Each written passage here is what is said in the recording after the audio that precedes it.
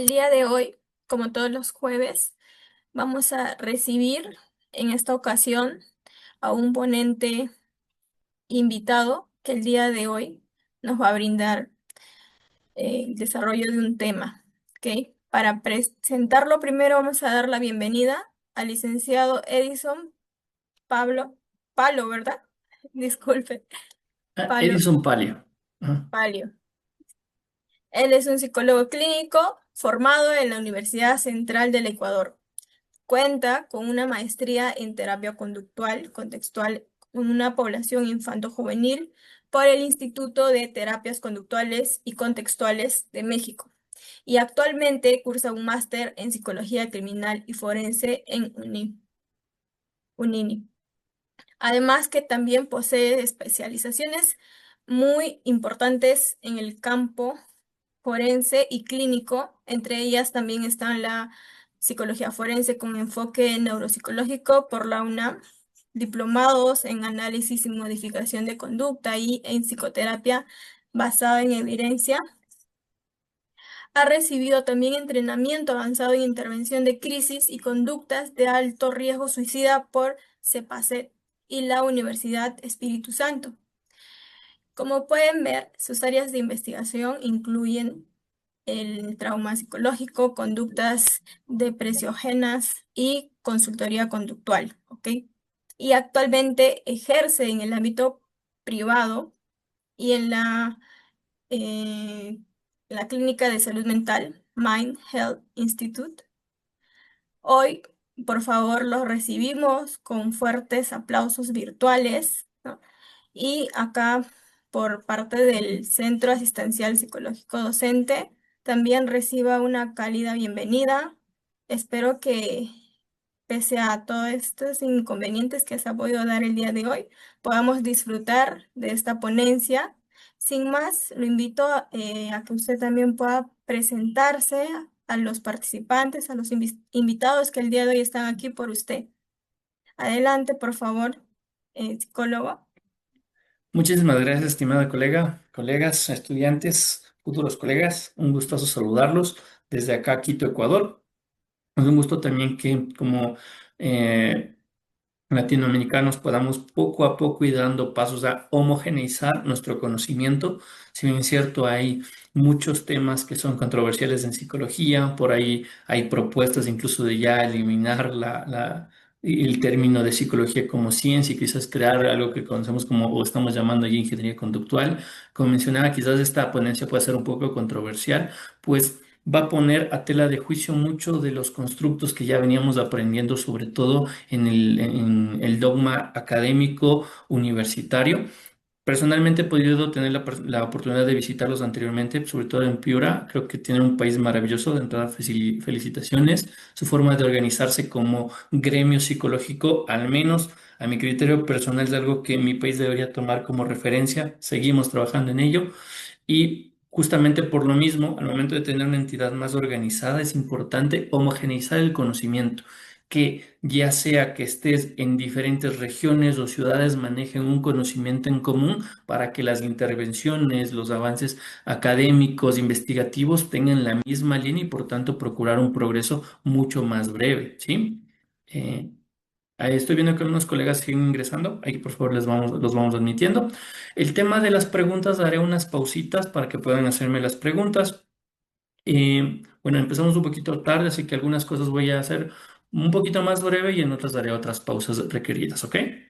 Si tienen una preguntita, pues ya doy esos espacios para que puedan hacerlas. Les sugeriría que no tenga parte o si se habilita el chat, pues podríamos tener ahí de referencia las preguntas. Entonces, esto va a ser prácticamente una introducción muy breve a lo que son las terapias contextuales. Recordando un poco y por qué viene este término de contextuales. Justamente nuestros colegas Reichman y O'Donoghue van a o realizaron un estudio en el cual lo denominaron la evolución conceptual de la terapia de conducta, en las cuales logran hacer una diferencia tanto histórica como de desarrollo metodológico respecto a los procedimientos de intervención, en los cuales identificaron tres estadios. Primero, El estadio número uno siendo la terapia de conducta, número dos, la terapia cognitivo-conductual y número tres, las famosas terapias de tercera generación o terapias contextuales, ¿sí? A lo que originalmente, de hecho, no se los llamaba terapias contextuales, sino se les llamaba análisis de la conducta clínica. Pero claro, aquí también tiene que ver mucho el tema de cómo el marketing mete mano en cómo vendemos los productos, ¿no? Entonces, un poquito acá del lado derecho van a tener lo que son el nombre de las investigaciones, pues estos son compilados que ya después en otros textos, como por ejemplo el de terapias cognitivo-conductuales de la doctora Villalobos, pues vamos a poderlo verlo ya más reunida esta información. Sin embargo, bueno, no hemos hablado mucho sobre el compartir la información, pero si así lo desean, yo encantado puedo compartir mi presentación. Yo prefiero trabajar en equipo realmente y sé que toda esta información se va a manejar con la ética del caso, sobre todo para, más que diría su formación, para sus dudas. Yo creo que no hay mejor forma de formarse que a través de las dudas y la duda académica es importantísima para desarrollarnos mejor y más rápido. Por otra parte, justamente en el libro de la doctora Ruiz Díaz y Villalobos, en el Manual de Técnicas de Intervención Cognitiva Conductuales, nos plantea este esquema que me gustó mucho respecto a cómo se va originando estos estadios. Primero partimos, sí, desde la filosofía conductual, ¿no? Y después estableciendo este movimiento investigativo que parte desde la filosofía conductual.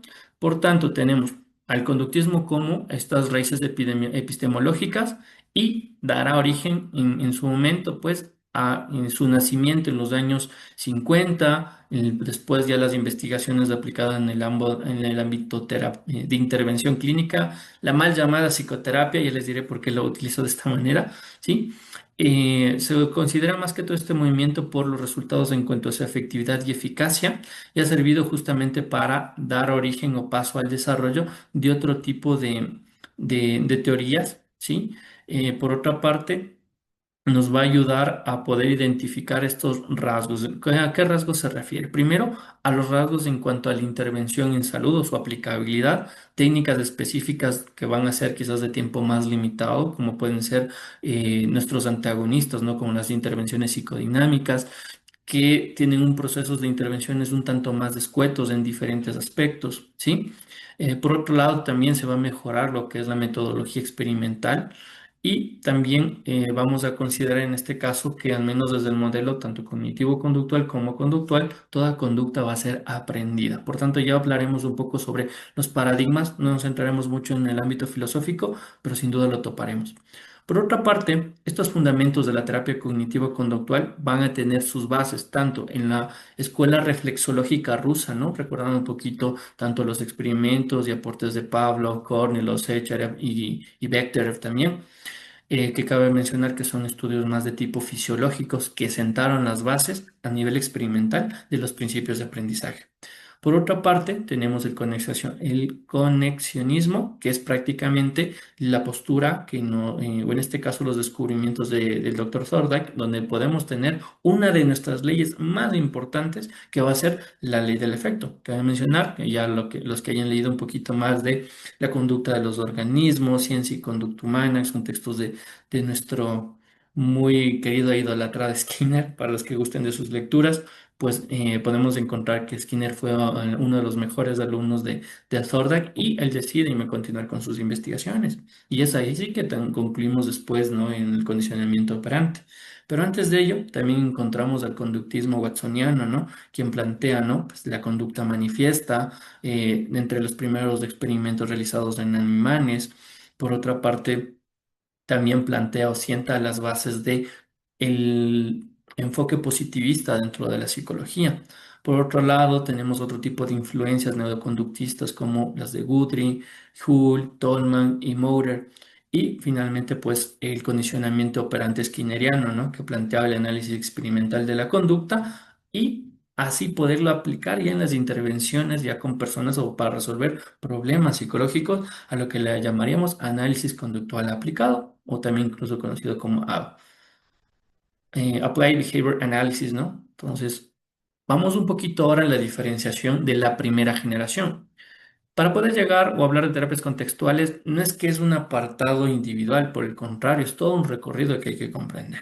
Por una parte, encontramos que en la primera generación, y lo que se conocía como terapia de conducta, de hecho, se dividía en dos: terapia de conducta y terapia de modificación de conducta o solo intervención de modificación de conducta. Es decir, se pensaba que eran dos cosas totalmente distintas. Por otra parte, podemos encontrar que sí, en aquel entonces se consideraba como enfoques distintos de tanto de investigación como de abordaje respecto a al menos la terapia de conducta, todos aquellos programas que venían referidos del condicionamiento clásico. Y por otra parte, eran programas de intervención más que todo aplicados a problemas de salud, enfermedades médicas o problemas conductuales severos, ¿sí? No obstante, a la modificación de la conducta, cabe mencionar, ¿no?, que en la terapia de conducta más se lo considera o se le atribuye esto a los hallazgos, de la escuela reflexológica rusa y también las propuestas norteamericanas de Watson. Por otro lado, ya cuando hablamos de modificación de conducta, podemos encontrar ya programas de intervención más centrados en lo que es el condicionamiento operante. No obstante, van a ser un tipo de intervenciones más centrado en programas de evaluación, intervención modificadora en diferentes tipos de áreas, sobre todo académicas, laborales, entre otras.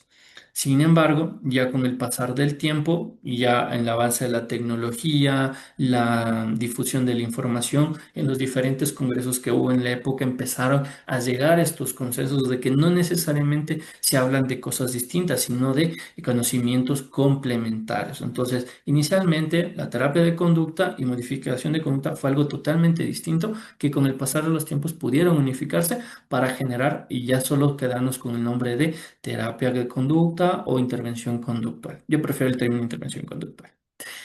Próximamente, pues estas raíces de la progresión de la terapia de conducta va a dar origen a lo que es la terapia cognitiva conductual y posteriormente se derivarán los otros tipos de generaciones, ¿no? Como vemos, la primera generación surge alrededor de los años 50, mientras que la segunda generación aparece ya a mediados de los años 70. Justamente tanto con los planteamientos con los clásicos, ¿no?, del doctor Beck y el doctor Ellis, donde, si bien es cierto, aquí se plantean una gran relevancia a los principios de aprendizaje, se consideran como insuficientes o metodologías restrictivas que permitían solucionar el problema de las personas. Por tanto, se opta más por un interés más a nivel cognitivo, recordando aquí que se adopta como modo de metáfora, este enfoque de estudio en psicología de el procesamiento de la información, ver al ser humano como un ordenador, ¿no? Entonces, en la segunda generación van a resaltar las características primero del análisis conductual aplicado, caracterizándose como el conductismo mediacional, es decir, teniéndolo de base para el aparecimiento de nuevas intervenciones. Por otra parte, también intervienen en otras investigaciones como la del aprendizaje social del doctor Bandura respecto a la autoeficacia, el autocontrol.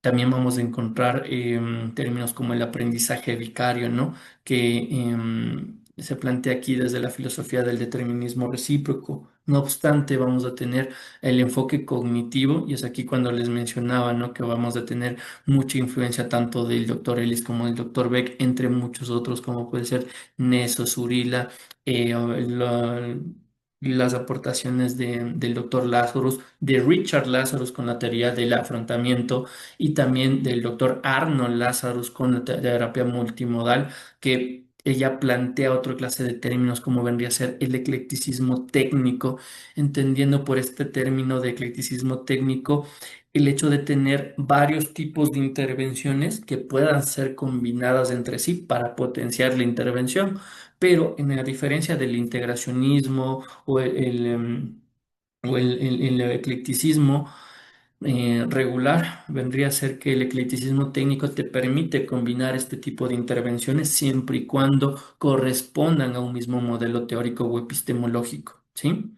Entonces aquí vemos que, y si nos remontamos un poquito, hacemos un poquito de historia, la TREG al menos no se llamaba TREG en un inicio. Ya los que se hayan pegado unas revisaditas del manual de la TREG notarán que inicialmente era la TRE, ¿no? Terapia racional emotiva, pero después cuando hicieron justamente investigaciones ya a nivel experimental, notaban que no había cambios significativos y decidieron, ok, recuperemos los principios de la intervención conductual a ver qué sucede y justamente mostraron avances significativos. Sí, se caracterizaba también mucho por este modelo ABCD, ¿no? Que al menos es muy tomado desde el modelo del doctor Ellis, ¿no? A de acontecimientos, B de pensamientos, emociones, C de comportamientos, D del debate y la E de resolución del conflicto. Sin embargo, ahí esta viene a ser su propuesta más fuerte en los enfoques de intervención cognitivo-conductual, que paradójicamente acaban siendo su talón de Aquiles. ¿Por qué? No necesariamente ocurre esta secuencia. Evento, pensamiento, emoción, o evento, emoción, pensamiento y de conducta. Por el contrario, quienes hayan podido hojear un poco más las investigaciones de respecto a la intervención de activación conductual, nos deja clarísimo que no necesariamente se requiere este orden, sino por el contrario, muchos comportamientos que hacemos pueden funcionar como un estímulo discriminativo o como un disparador de otra clase de conductas que pueden ser tanto públicas como privadas refiriéndome a pensamientos y emociones, y estas a su vez establecerse como comportamientos y no necesariamente como discriminativos o como disparadores de comportamientos. Entonces, es decir, este modelo de ABC no necesariamente sigue esa consecución o esa secuencia, sino también puede ser al revés. Por otra parte, vemos aquí un cuadrito que me gusta mucho del libro del doctor Marino Pérez de terapias de tercera generación como terapias contextuales, donde plantea, ¿no?, que la primera generación tiene los siguientes paradigmas. Primero, paradigma del condicionamiento respondiente y el condicionamiento clásico. Perdón, condicionamiento respondiente y condicionamiento operante. Cabe mencionar que el condicionamiento respondiente podemos encontrarlo como condicionamiento clásico, condicionamiento pavloviano, ¿sí? Por otra parte, va a seguir a las dos tradiciones, ¿no? Habíamos hablado anteriormente, ¿no?, que la terapia de conducta se asociaba más al condicionamiento clásico o respondiente, mientras que el condicionamiento operante hacía más alusión a los términos de análisis aplicado a la conducta. No obstante, cuando vemos ya en la segunda generación esta integración de ambos modelos, tanto de un paradigma más de tipo cognitivo, más neurofisiológico inclusive, después las terapias de tercera generación vienen a ser como una especie de realce e intentando recuperar los principios que plantea la primera generación, como sobre todo el análisis de la conducta y los principios de aprendizaje. Como modo de resumen, y pensaría que esta es una de las slides más importantes, vendría a ser esta, que tiene una pequeña o mini categoría de lo que podríamos encontrar. Si desean ahondar más en lo que son terapias de tercera generación, recomendaría justamente la bibliografía mencionada, ¿no?, del doctor Marino Pérez, que creo que da una explicación mucho más amplia. Como mencioné, esto es como un resumen pequeño para que se puedan ir familiarizando con esta clase de contenidos. Solo veo que aún no se ha aceptado un par de colegas, yo los acepto rapidito y continuamos. Listo. Entonces, para continuar, el término, pues, de terapias contextuales más que todo es un término propuesto un poco por Steve Hayes, el cual te lo atribuye como uno de los creadores principales de la terapia de aceptación y compromiso, también conocida como ACT siendo una palabra rectora de todo el modelo de terapia de aceptación y compromiso, ¿no? Acceptance and Commitment Therapy, que viene a ayudar a la persona a generar acciones comprometidas o actuar prácticamente en favor de conseguir esto que es muy importante para la persona. Adicionalmente, el nombre técnico, como les comentaba al principio, no era terapias contextuales, sino eran el conocido análisis clínico perdón, análisis de la conducta clínica, que va a surgir y es un movimiento primero investigativo que ya se instaura en los años 90 y 2000. Se fundamenta principalmente en el planteamiento contextual y en el conductismo radical para abordar problemas psicológicos. No se centra necesariamente en los cambios de los síntomas, sino en cambiar la conceptualización y propiciar aceptación en la persona.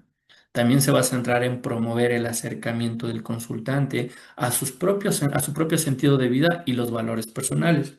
En ACT, esto de los valores no se refiere a la honradez, el respeto, el amor, no, no, se refiere a que los valores son aquellas cosas, situaciones o personas muy importantes para el consultante que prácticamente van a orientar la vida o van a dirigir los comportamientos que el consultante realice.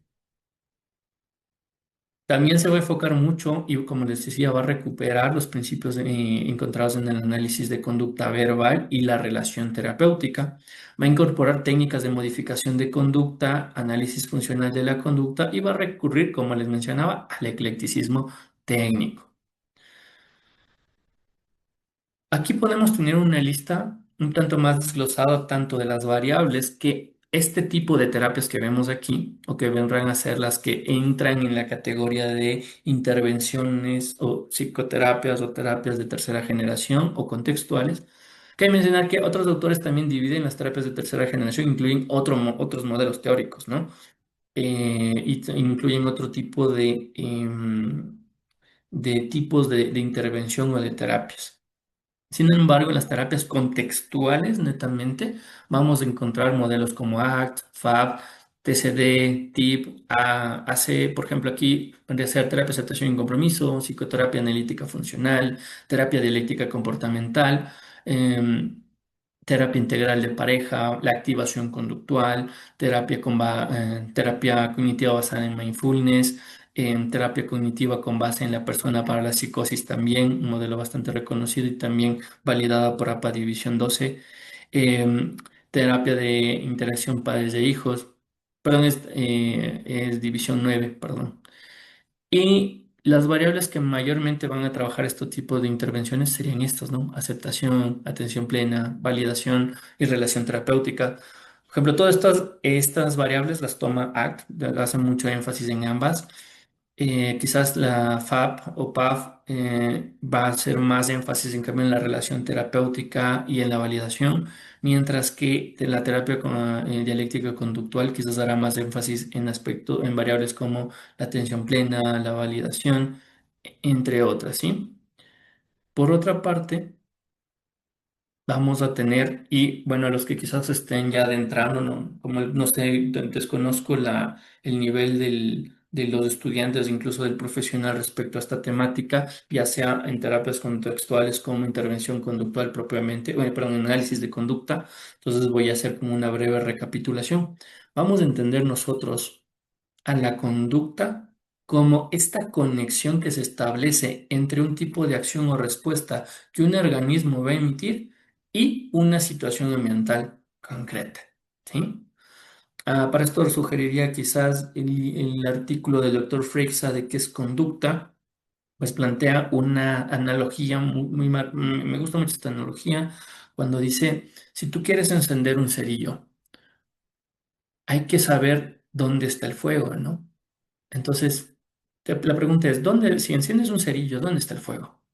El fuego quizás está en la punta, en la cabeza del cerillo, en el resto del cerillo, en la caja, en la parte donde se raspa el cerillo.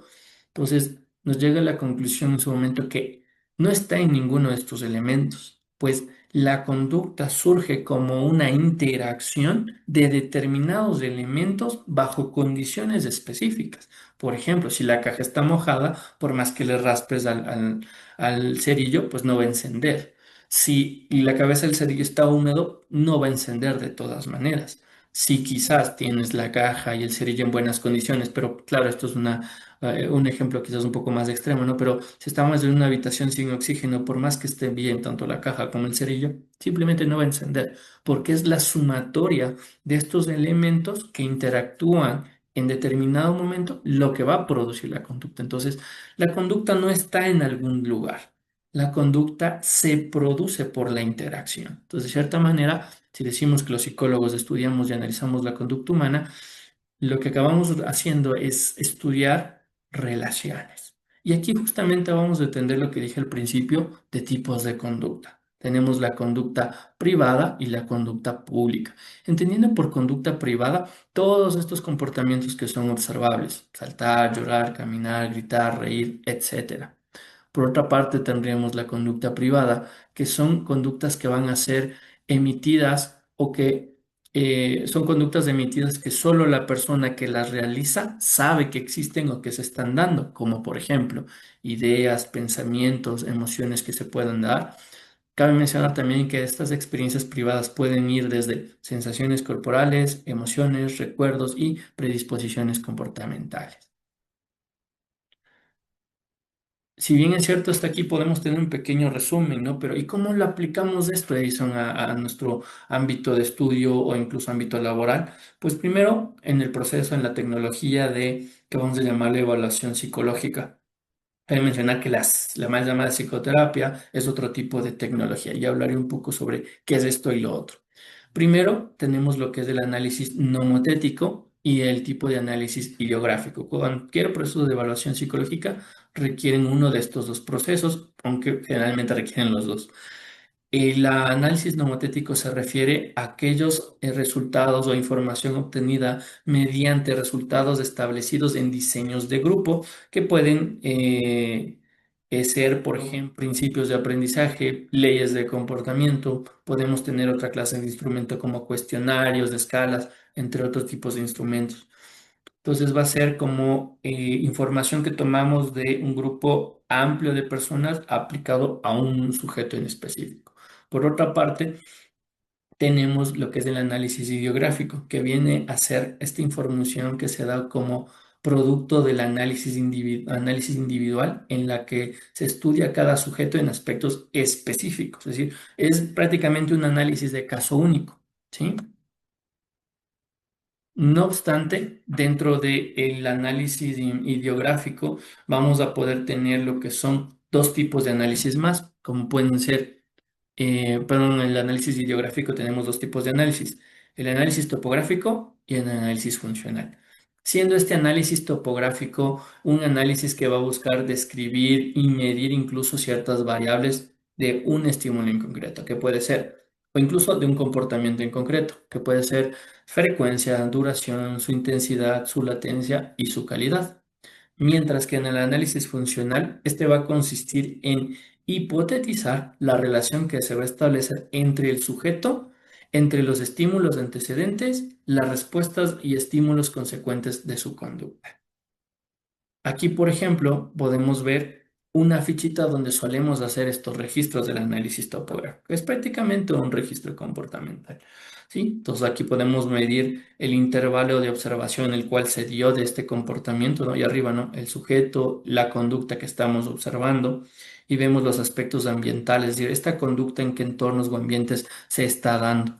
Podemos ver si esta conducta se presenta a un nivel motor, nivel cognitivo, a un nivel emocional. Podemos elegir el tipo de comportamiento, o sea, la categoría en la cual se encuentra este comportamiento, y vamos a medir frecuencia, cuántas veces se da este comportamiento. Puede ser el llanto fácil, cuántas veces en el día ha estado llorando. Cada vez que usted llora, su intensidad es del 0 al 100, asumiendo que 0 es es nada intensa y 100 es completamente intensa. Entonces, no, pues un 80%, un 80% o un puntaje de 80 puntos, ¿no? Entonces ya vemos que vamos a ir dándole características a a esa única conducta, ¿sí? ¿De cuánto tiempo dura esa conducta y la latencia? Es decir, el tiempo que pasa desde que se produjo la primera vez este comportamiento y cuándo se va a producir por segunda ocasión. Un análisis funcional, por otro lado, se va a ver un poquito así. Es decir, nos va a ayudar, no, algunos confunden análisis de triple contingencia con análisis funcional. Un análisis funcional realmente es lo que tenemos en pantalla. Es decir, es un análisis e hipótesis de cómo nosotros vamos a formular las hipótesis de origen y las hipótesis de mantenimiento, tomando en cuenta el tipo de cadena conductual que haya. Como por ejemplo, en el lado izquierdo tenemos o vamos a considerar variables disposicionales y tenemos una cadena conductual mayormente de dos términos que se asocia al condicionamiento respondiente o condicionamiento clásico, donde tenemos esta cadena de estímulo incondicionado, respuesta incondicionada, posteriormente estímulo condicionado y respuesta condicionada, ¿sí? No sé si hay mensajes de acá de preguntas. Allá. Y posteriormente podríamos ya formular las hipótesis de mantenimiento, que mayormente la vamos a tener en el lado derecho. Mayormente sí, un análisis perdón, un proceso de condicionamiento operante va a poder darse posterior al establecimiento de un proceso de condicionamiento clásico. Usualmente primero sucede el condicionamiento clásico y después se va a mantener por condicionamiento operante esta clase de comportamientos que pueden ser comportamientos problemáticos para la persona. ¿Hasta aquí alguna pregunta?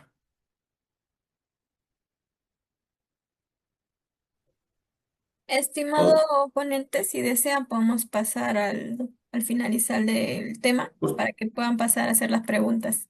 por supuesto, ¿Te con parece? gusto. Sí, sí, Listo, claro. gracias. Ok, entonces aquí vamos a tener un versus entre modelo psicológico y modelo biomédico. Primero, el modelo filosófico dentro del ámbito biomédico.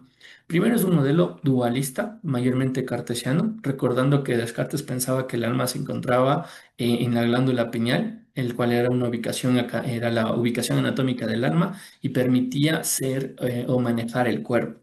Plantea justamente esta dicotomía, ¿no? Entre problema mente-cuerpo. Plantea también lo que era el res cogitans o la sustancia inmaterial y en la res extensa, que es la sustancia material. No obstante, también se debe al unicausalismo newtoniano, que es decir, todo proviene de un solo elemento. Inicialmente, la materia, hasta ahí digamos que logramos tener cierta coincidencia, pero aquí en cambio considera que el comportamiento y las acciones vienen a ser el resultado de estados mentales previos, como creencias, deseos o intenciones que están dentro del cuerpo o la mente. Es decir, todo esto, ¿dónde está? Aquí, por ejemplo, es importante conocer la diferencia entre el síndrome, enfermedad y trastorno, que es lo que mayormente va a estudiar el modelo biomédico, ¿no? Entendiendo el síndrome como este conjunto de signos y síntomas de etiología poco conocida y de pronóstico incierto. Por otro lado, la enfermedad, vamos a concebirlas como este conjunto de signos y síntomas de condiciones conocidas y pronóstico identificable. No obstante, encontraríamos por otra parte a lo que es el término trastorno, el cual es un conjunto de signos y síntomas como pueden ser pensamientos, emociones, comportamientos que tienen una etiología desconocida y un pronóstico incierto. Y mayormente es usado tanto en el ámbito biomédico como psiquiátrico. También vamos a tener un par de problemas aquí, como por ejemplo, va a dificultar las clasificaciones biomédicas, legitimización de la patologización, otorgar de forma previa o a priori una funcionalidad, dificultad para identificar las molestias reales que tiene la persona, no va a permitir el abordaje de intervenciones adecuados, pues más que todo en su momento se vuelve más un tema de experimentación que de identificar la forma de abordaje adecuada. No obstante, los psicólogos en el ámbito biomédico van a presentar un poquito estos problemas. Número uno, aparente prestigio por el ser algo reconocido, algo médico, es decir, cobijados por la reputación de este modelo. Dos, es la cientificidad, la cual va a estar relacionada ya sea con los instrumentos que utilizan, el tipo de vestimenta, etcétera y la unificación sin contradicciones teóricas. Pues aquí podemos encontrar los queridos manuales diagnósticos de CM, CIE-10, la CIE. Entonces, como está todo ahí, pues ¿a dónde más te quieres irte? Entonces, de cierta manera, la unificación teórica va a dar seguridad a los profesionales y a la vez eso va a representar un problema en cierto momento. Cuatro, pues va a comprender el modelo biomédico, pues principalmente este modo de patologización, va a utilizar muchos modismos en cuanto al lenguaje, va a hacer o va a crear mucha terminología o constructos que van a ser sobre todo usados de manera política, presiones sociales, institucionales. Por otro lado, no todo está perdido, pues hay varias ventajas, como por ejemplo, facilita la comunicación entre los profesionales, va a ayudar a obtener datos estadísticos, va a permitir llegar a conclusiones e identificaciones comunes, como por ejemplo, yo veo que tiene anedonia, entonces trastorno depresivo, pues, no se ha querido suicidar, entonces pongámosle moderado. pues cosas por el estilo, ¿no? Permite llegar a conclusiones y identificaciones comunes, va a facilitar los procesos investigativos. Pero ahora sí, eso en cuanto al modelo biomédico y el modelo psicológico, pues las terapias contextuales adoptan netamente un modelo psicológico. ¿Cómo puede ser? Primero hay que partir de lo siguiente y un pequeño recordatorio, que es la psicología. Nuestro colega y el doctor Rivers va a mencionar en una de sus entrevistas en 2001, en 2021, que o va a describir la psicología como la ciencia que estudia la conducta humana individual con relación a un objeto en específico. Por otro lado, recordando el término de qué es conducta, ¿no? Es la conexión que se va a establecer entre un tipo de acción o respuesta del organismo y una situación ambiental en concreto.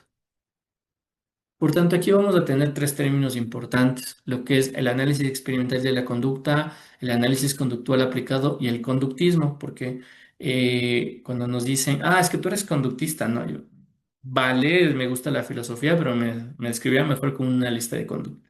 Entonces, primero, ¿qué es esto del análisis experimental de la conducta? Pues la vamos a identificar como una ciencia natural de la conducta que va a estudiar las interacciones con el medio de los organismos individuales y que se va a encargar de describir los diferentes procesos básicos del funcionamiento psicológico. Adicionalmente, el análisis conductual aplicado va a tomar los conocimientos previos adquiridos por el análisis experimental de la conducta y como vemos aquí, es la aplicación tecnológica de los principios descubiertos en el análisis del comportamiento experimental aplicados a la solución de problemas clínicos de relevancia social. Por ejemplo, los procesos de exposición, los procesos de habituación, cómo se dieron en investigación los procesos de habituación y cómo los utilizamos para crear justamente la terapia de exposición aplicado a un problema que tenga la persona con algún tipo de fobia. Y el conductismo se va a referir a la filosofía de la ciencia. Aquí justamente tenemos mayormente, yo sí me definiría como un conductista más de tipo radical, pues sigo este tipo de filosofía. Hay varios tipos de conductismos, cabe mencionar pues va a depender mucho en qué ámbito te quieras ir formando. Sin embargo, algo que tenemos en común en la intervención conductual es el tipo de modelos filosóficos que utilizamos. Primero, vamos a requerir un modelo más materialista, es decir, que vamos a estudiar la materia propiamente, más monista, es decir, que en la materia va a centrarse el origen o la relevancia de los elementos que le subyacen. Por otra parte, tendríamos al determinismo, es decir, que todo proceso o todo comportamiento va a originarse a través de un proceso de causa-efecto. Va a ser mecanicista porque, un momentito, ya. Por otro lado, va a ser mecanicista porque va a requerir de sistemas, va a obedecer a leyes y principios y finalmente es positivista o utilizar un enfoque positivista debido a que requiere un grado de experimentación para replicar resultados o hacer comprobaciones de aquello o la réplica de aquellos descubrimientos.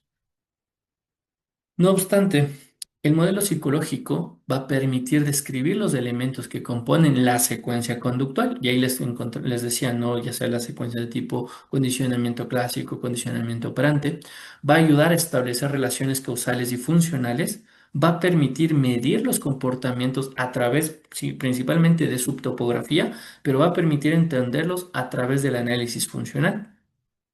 No obstante, va a contribuir con las predicciones y oportunidades de modificación de las conductas problemas, ya sea aumentando comportamientos favorables, disminuyendo comportamientos poco pragmáticos o a su vez extinguiendo esta clase de comportamientos. También va a ser un modelo despatologizante del consultante y también vamos a tener que entender qué es esto de cómo aplicamos la psicoterapia. Pues lo vamos a aplicar en lo que conoceríamos como problemas psicológicos. ¿Qué es un problema psicológico? Recordamos que es un modelo no patologizante, por tanto no hablamos de trastornos ni de síndromes, sino de problemas psicológicos. ¿Qué es esto? Pues es una situación o contexto en el que una persona va a apreciar que ha comenzado a experimentar comportamientos que los va a valorar como poco prácticos, poco funcionales para solucionar esta situación de conflicto. Cabe mencionar que aquí en este modelo el consultante es un agente activo del proceso, no necesariamente como un modelo más clínico de vas a hacer esto. Una cosa es ser directivo y otra cosa es que tú manejes todo el proceso de intervención. Por ejemplo, quien nos dice qué técnica le está funcionando, ¿no? Va a ser el consultante. Quien nos va a proporcionar información de su problema va a ser el consultante, ¿sí? Mientras que quizás en un modelo biomédico, pues lo que tú tienes está acá en el manual y esto que nos dice en el manual se solventa con este tipo de medicación. Como vemos, nada viene del consultante. Pero en cambio, cuando hacemos un análisis funcional, es el consultante el que está actuando en su problema, el que está manteniendo su problema y es el que nos provee de la información para dicho análisis. La intervención, por otra parte, es un trabajo conjunto entre el consultante y el interventor. No existe en la naturaleza el comportamiento, lo son en la medida que se clasifican como tal. Aquí se refiere a no existe un comportamiento problemático, es decir, las personas lo categorizamos como tal. Por otra parte, ¿qué vendría a ser entonces un tratamiento psicológico? Lo vamos a entender como un tipo de intervención o proceso para resolver un problema de una persona. Este tipo de información, o quizás con este detalle, yo recomiendo muchísimo este libro, que se llama ¿Qué es un tratamiento psicológico? Por la doctora María Jesús Froschán Parga.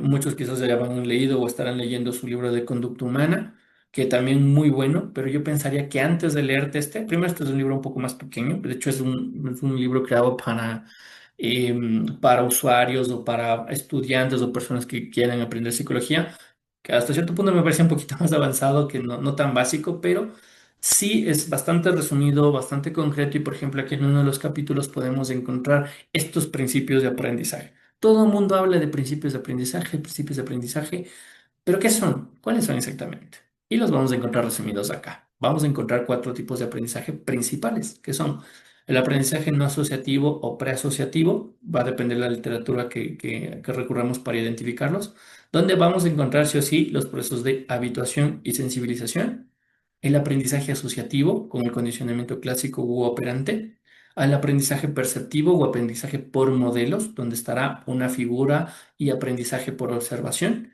Y finalmente el aprendizaje simbólico, ya por ahí pueden ir estudiando un poco de conducta verbal, donde va a estar el aprendizaje dado por el lenguaje, el aprendizaje complejo, como podría ser a través de instrucciones u otras verbalizaciones. Para ir terminando, hay una frase que a mí me gusta mucho del doctor Skinner que dice, los hombres que actúan sobre el mundo y lo cambian son a su vez cambiadas por las consecuencias de sus acciones. Muchas gracias. Muchas gracias, estimado psicólogo Edison. Y ahora vamos a pasar a la ronda de preguntas para los que han estado atentos a esta ponencia, ¿no? Saben lo magnífico, lo interesante que es este tema para nosotros en el área de la salud mental. Los que deseen ir realizando sus consultas, por favor, que levanten la mano para darle el pase y puedan ser atendidos.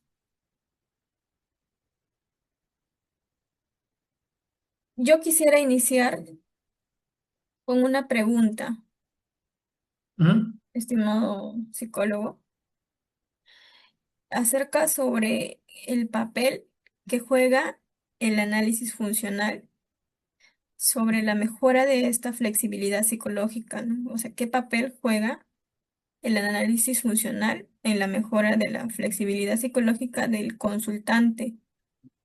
Ya. Primero, el análisis funcional va a ser la herramienta principal de todo psicólogo, ¿sí? Es decir, primero te va a permitir captar la información del consultante, identificar qué elementos de su entorno o cuáles son los estímulos discriminativos o los estímulos elicitadores de una determinada conducta. Ojo, utilizamos el término elicitar cuando nos referimos a un tipo de condicionamiento clásico pavloviano y el término de provocar, es decir, estímulo que provoca una conducta y automáticamente sabemos que nos referimos a un proceso de condicionamiento operante, ¿sí? Entonces, primero te va a permitir captar la información y analizarla. Es decir, vas a identificar el tipo de cadena conductual, el tipo de aprendizaje al cual este comportamiento, por qué este comportamiento se está originando y por qué este comportamiento se está manteniendo. La flexibilidad psicológica, asumo, tú utilizas el término flexibilidad psicológica desde la terapia de aceptación y compromiso, pues es la terapia de aceptación y compromiso WAC quien plantea este constructo.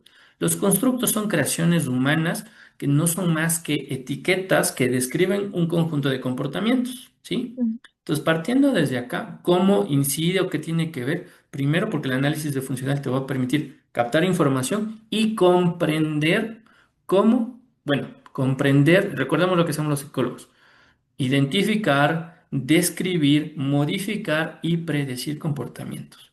Entonces, si tú quieres llegar a esto que llamamos flexibilidad psicológica, que no es más que un conjunto de otros comportamientos que se presentan en situaciones determinadas, es que vas a poder realizar todo este proceso de identificación para poder modificar lo suficiente para poder llegar a la flexibilidad psicológica. Entonces, en eso va a incidir. ¿Mm? Muy bien, y bueno, ya que toca el tema de la, yo quería también añadir otra pregunta, ¿no? Acerca de cómo se puede diferenciar estas tres, el AC, la FAB y el DBT. O sea, dentro de este enfoque contextual, ¿cómo se puede diferenciar?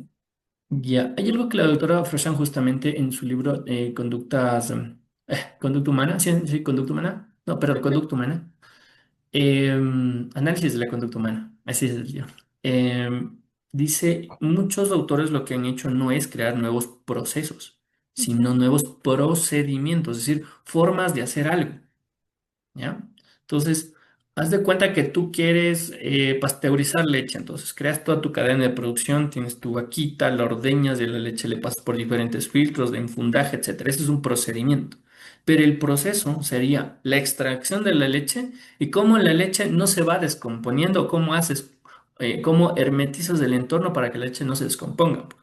Y entonces, este proceso va a estar en todos los procedimientos. O sea, puedes tener muchas formas de enfundar la leche, pero los procesos nunca van a cambiar, o al menos no hasta que alguien diga lo contrario, ¿sí? Entonces, primero son modelos de intervención diferentes, pero tienen en común algo, el análisis de la conducta, ¿sí? ujú. Y que se basan en principios de aprendizaje. Entonces, ACT se centra más en desarrollar, ya dependerá el año que hayas leído, porque hay modelos y modelos de hacer ACT, hay el modelo Biflex, Triflex, Hexaflex, modelo de la Matrix, yo me utilizo más de este modelo, el de la Matrix me gustó mucho, por temas de tiempo y convencionalidad en en el ámbito donde me encuentro trabajando.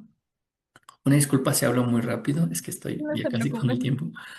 Pero primero ellos se van a centrar en, sí van a usar el análisis funcional de la conducta y los principios de aprendizaje, pero se van a centrar en desarrollar comportamientos para que la persona genere flexibilidad psicológica, ¿ya? O a su vez disminuye sus conductas de evitación. Mientras que la psicoterapia de análisis funcional, perdón, psicoterapia analítica funcional, va a ser un modelo que la doctora Maybrit Tsai plantea en cómo mejorar la relación terapéutica ayuda al cambio comportamental. Sin embargo, ella lo plantea la relación terapéutica como un análisis conductual en todo momento. Por ejemplo, ella te plantea dar relevancia a lo que es el análisis de las CCR1, 2 y 3, es decir, las conductas clínicamente relevantes de tipo uno van a ser los comportamientos problemáticos que se presentan dentro de la sesión. Las SR2 son los pensamientos o comportamientos que acercan al consultante a un cambio beneficioso y las SR3 vienen a ser prácticamente ya los comportamientos de cambio que el consultante realiza dentro y fuera de la consulta.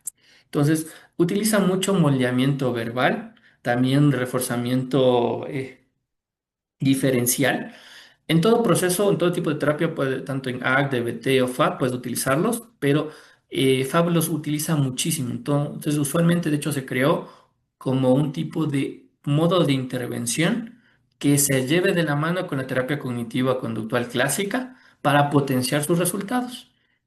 Y de hecho puedes unificar esto, puede suceder. Yo hago mucho A con muchos elementos de FAB. Es decir, si un día tenía planificado hablar de una metáfora, pero el consultante viene y me dice, Kedi, fue una conferencia y yo antes que era muy tímido al hablar en público, alcé la mano y me respondió rápido el orador y me resolvió mi pregunta y me di cuenta que tenía tres preguntas más y las volví a levantar y lo volví a hacer. El terapeuta FAB no desperdicia esa oportunidad, abandona la actividad previa y dice, ah, no. Entonces, aquí está la conducta blanco, ¿no? En AXA habla mucho de la conducta blanco, la conducta que quieres modificar.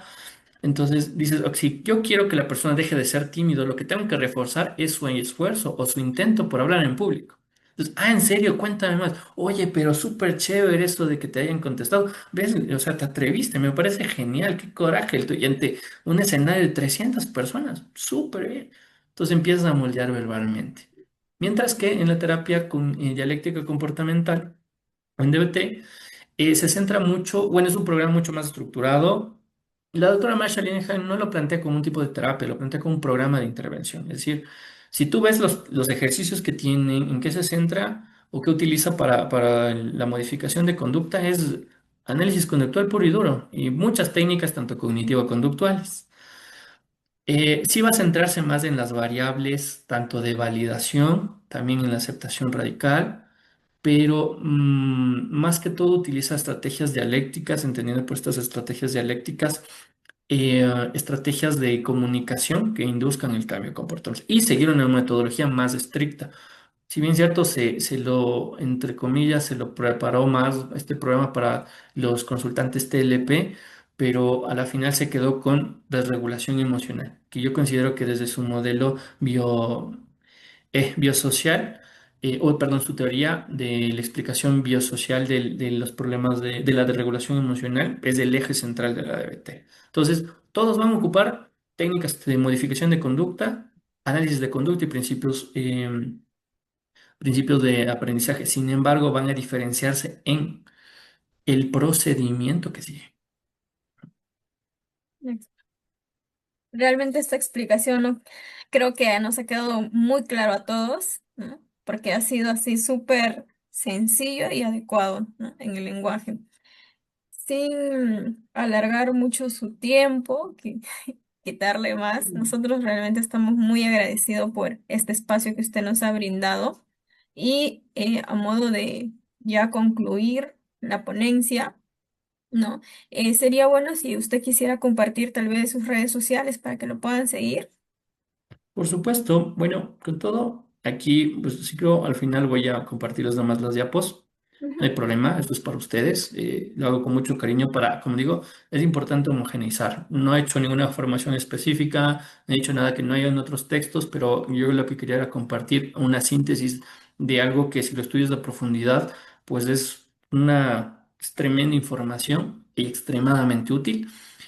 Aquí, bueno, yo resido en la ciudad de Quito, estos son mis contactos de los que podrían comunicarse, mi correo electrónico y adicionalmente soy parte de lo que es Ateneo Conductual, el cual es un grupo de profesionales latinoamericanos, mayormente de nacionalidad tanto ecuatoriana, mexicana, venezolana, que estamos justamente colaborando con otras instituciones como ustedes, por ejemplo, para poder ir unificando la teoría y poder sobre todo ayudar a los colegas que sigan teniendo una formación de calidad y sobre todo basada en evidencia, recordando que esto de dónde sale lo basado en evidencia es un movimiento de investigación que tiene dos vertientes, que es la investigación centrada en resultados, la investigación centrada en procesos. Hay otras investigaciones que encantados en otro bello capítulo de este tipo de segmentos, pues podríamos abordar. Les compartiré las presentaciones para que puedan ahondar. Ahí están los libros, ahí están los artículos. Entonces, que por favor se diviertan. Cualquier cosa, pues ya tienen mis contactos o podríamos justamente contactarnos con Raki, toda la organización, para poder coordinar que esa es la respuesta o ayudarlos en la forma en que me sea posible. Así que sí, un gustazo y muchas gracias por la invitación. Esperamos colaborar tanto con Atenea Conductual como con ustedes en momentos futuros. sí, muchas gracias.